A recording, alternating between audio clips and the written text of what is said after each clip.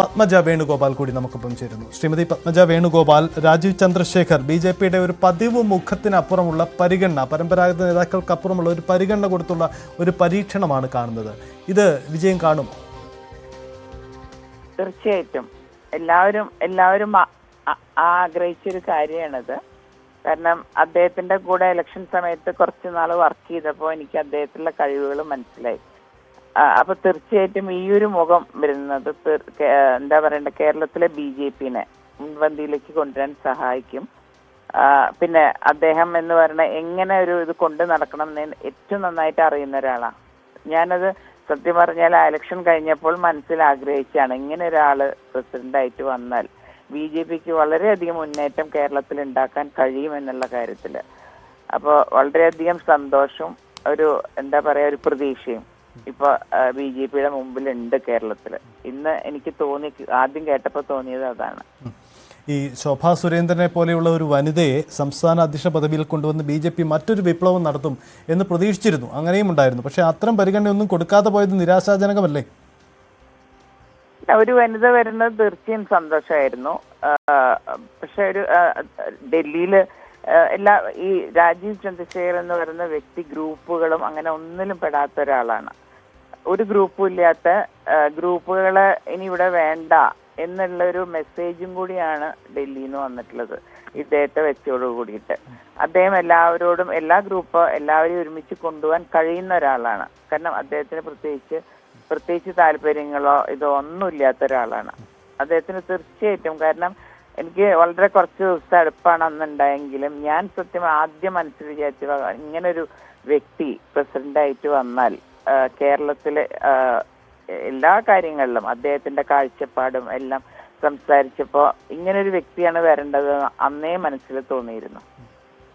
കേരളത്തിലെ ഗ്രൂപ്പ് പ്രവർത്തനം നടത്തുന്നവർക്കുള്ള ഒരു താക്കീത് കൂടിയാണ് കേന്ദ്ര നേതൃത്വം നൽകുന്നത്, അല്ലെ? അങ്ങനെ കൂടി ഈ തീരുമാനം മികച്ചതാണോ? അല്ല, തീർച്ചയായിട്ടും. കാരണം അദ്ദേഹത്തിന് പ്രത്യേകിച്ച് ഗ്രൂപ്പുകളൊന്നുമില്ല, അതെനിക്ക് വ്യക്തമായിട്ട് മനസ്സിലായിട്ടുണ്ട്.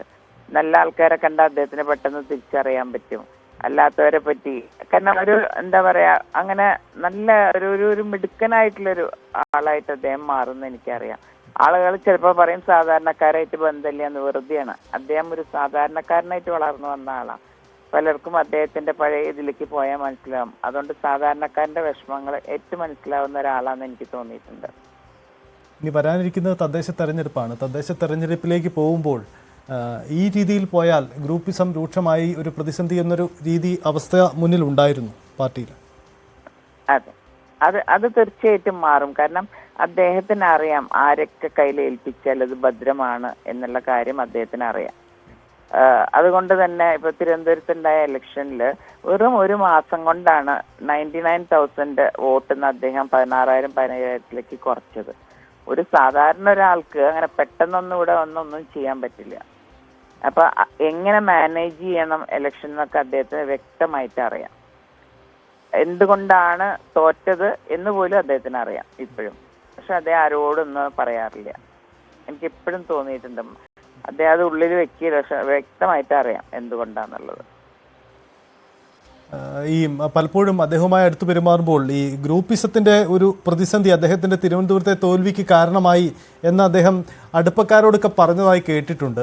അത്തരം ഒരു വേദന രാജീവ് ചന്ദ്രശേഖരൻ ഉണ്ടായിരുന്നു, അല്ലേ? അദ്ദേഹത്തിന് വളരെയധികം വേദനയുണ്ടായിരുന്നു. കാരണം അദ്ദേഹം സ്വന്തം നാട്ടിലേക്ക് വന്നത്, അദ്ദേഹം പലതും ചെയ്യാൻ പറ്റും കേരളത്തിൽ, അദ്ദേഹത്തിനെ വ്യക്തമായിട്ട് അറിയുന്നവർക്ക് അറിയാം.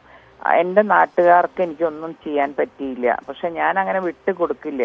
ഞാൻ പറഞ്ഞില്ലേ, അങ്ങനെ ഒരു പരാജയപ്പെടുന്ന ഒരു മനസ്സല്ല അദ്ദേഹത്തിന്റെ. ആ പരാജയത്തിന് അദ്ദേഹം വീണ്ടും ഉയർത്തെണീക്കാനാണ് ശ്രമിക്കുന്നത്. മനസ്സ് തളർന്നിരുന്നു പോകുന്ന ഒരാളല്ല.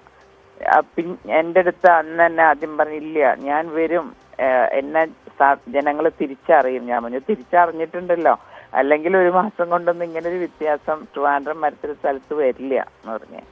അപ്പൊ അതിലൊരു കൂടുതൽ ആത്മവിശ്വാസമാണ് ആൾക്ക് കിട്ടിയത് ആ ഒരു ഇലക്ഷനോട് കൂടിയിട്ട്. ഇതെനിക്ക് ശരിയാക്കാൻ പറ്റുമെന്നൊരു തോന്നൽ അദ്ദേഹത്തിന് ഉള്ളിലുണ്ടായിരുന്നു.